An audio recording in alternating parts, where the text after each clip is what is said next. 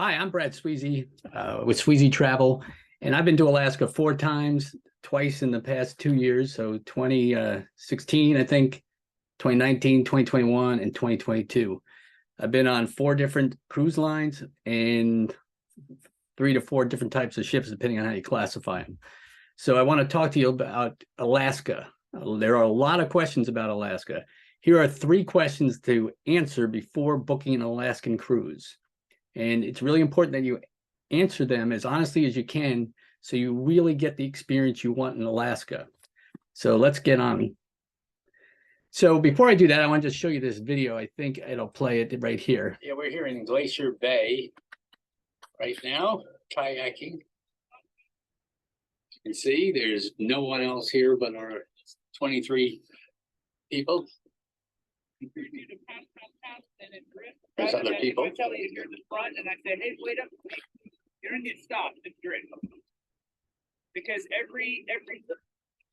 Yeah, I just wanted to show you that because there are so many different experiences, and there's a vast number of experiences, just like Alaska is vast when you go to Alaska, and you have to answer these questions, obviously, like I said in the beginning, so you get the right experience that you're looking for. And when you go on these Facebook groups and ask people their opinion, etc., they're going to give you their opinion based on their experiences, etc., and what they find important. But what they find important or great might be something that you don't really care about.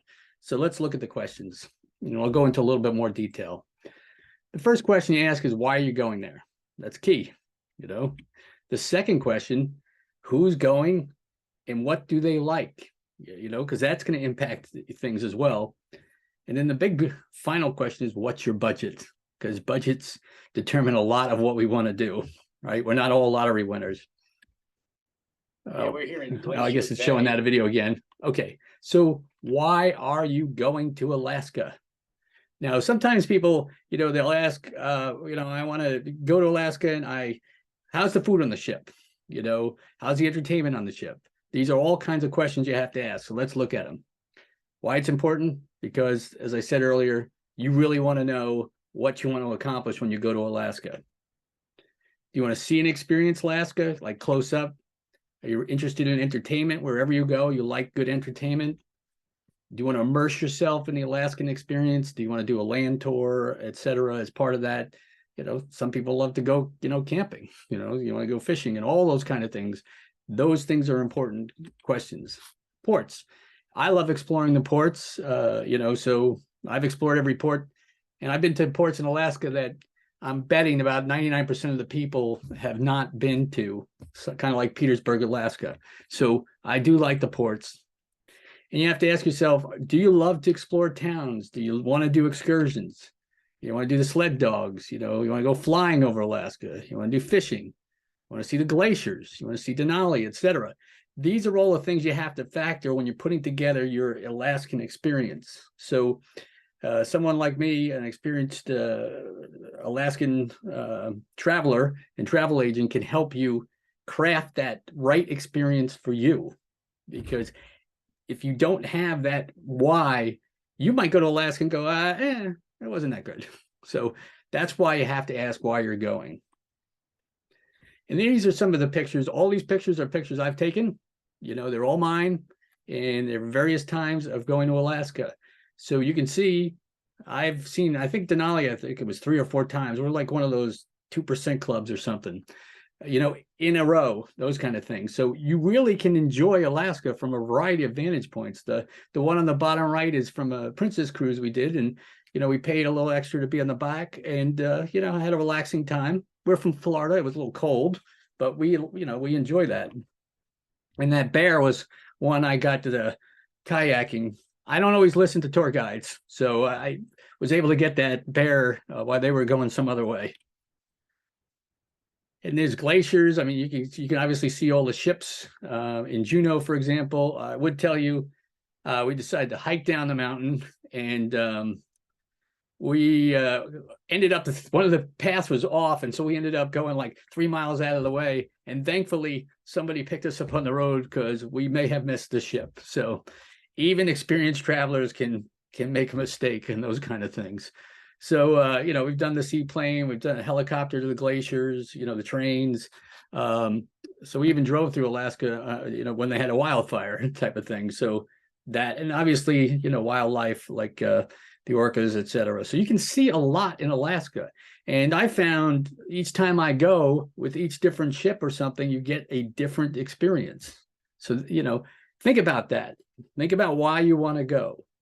Okay. And if you think about that and really get a good answer, you can generally have a better experience than somebody who, just goes, I'm going to select this one because this is the deal or something like that. Sometimes a deal is a deal, and sometimes a deal is not a deal. So you got to ask who's going on this trip. And it's very important. I mean, I think it was 4 years ago or so. This is 2022 in Finland. Went to Rome, got to Rome, checked in the hotel, put our luggage in there, and then basically walked 35,000 steps that day after traveling. So who's going? That's important, right? Is it a couple? Are you going as an anniversary celebration, a honeymoon, just a trip or something like that? That's important because that's going to help you determine what kind of ship you want to do and what kind of activities you want and those kind of things. A family, like if you're going on a family, you've got the budget, et cetera, maybe you go, look, we love Disney, you want to go on Disney Cruise Line or something like that. So the family is going to go. Is it a reunion? Are you going to have 4 people going, 2 people? You're going to have 10 people, 20 people? The more people you have, as you know, from dealing with your families, the more people will have different decisions and different things they want to do. And so that's going to complicate things. Their ages too. I mean, are you dealing with people, who are 8? Are you dealing with people who are 80? Or are you going to have a mixture in between? Because, that will impact as well as what people do. And the nice thing about a cruise, for example, especially a bigger cruise, maybe, is you can have different people do different things and maybe get together during, lunch or dinner at the end of the day or something like that. So you really have that flexibility. The health status, right? I mean, do you need a scooter? Do you not need a scooter? Did you break your leg? Or break your arm or whatever? I mean, can you get in and out of a Zodiac if you wanted to do something like that? Can you get in and out of a helicopter or an airplane? Can you go, bushwhack, which we did in Alaska? Those kind of things, you got to know thyself, so to speak, and know everybody who's going. So you make sure that you're going to find the right solution that's going to appeal to most of the people, and probably the people are paying for it, right? That's always key. So what's your budget, right? This is an important part of the equation. It's probably one of the most important factors to consider because, we've been on a Holland America Princess, Uncruise, and American Queen voyages. The last 2 are kind of expedition cruises. So there's not a lot of people on there. But the nice thing about not having a lot of people is you're doing active stuff and going to places where others can't go. The downside of that, of course, is a standard room, for example, is somewhat expensive compared to what a standard room would be on a bigger ship. Now, obviously, if you're going on a Haven or something like that, and the suites, the other ships, they can get pricey too, right? But you got to know what your budget is. And I think one of the things you need to consider, especially since most people are planning Alaska a year and a half out, some people 2 years, et cetera, you've got time to plan for it. And if it's this once in a lifetime trip that you're going to make, you got to consider how bad you would feel if you missed out. I know the first time I went to Alaska in 2016, I don't know, I didn't necessarily think we were going to come back there another 3 times. And I'm sure I'm going to go back there many more times, but all right, pay for the seaplane experience. All right. And those kind of things, do that, because if it's a once in a lifetime trip, those memories are always going to be there. And the pain of the money, hopefully will wane over the years. So you'll have that experience. And, it's like me, when I was younger, go to a concert, I don't care if I'm, 8 miles away from the stage, for example. But as I get older, if I want to go see a concert, I'll pay more to get a good seat, because to me, that's important now. Now, some people, it's not important. So figure out your budget, and then figure out all the things you're going to want to do and all the things you regret not doing if you don't budget appropriately. So what I want to do is I'm going to offer you a free Alaska Memories building consultation. So really the whole goal here is to talk to you and learn a little bit about what you think you want, your experience, your health level, all those kind of things, so that we can craft the right Alaska experience for you. And it's so easy for you to go to groups and get all these different feedback from people. But again, that's their experience, and they may like something that you may not care about at all. So that's why it's important to talk to somebody who's been to Alaska. And I didn't mention it in there directly, but I've done the, the land experience as well, visiting the various lodges, and as part of before a cruise, so there's a lot you can do before or after a cruise. So somebody like me can help you craft the right experience for you within the budget that you have.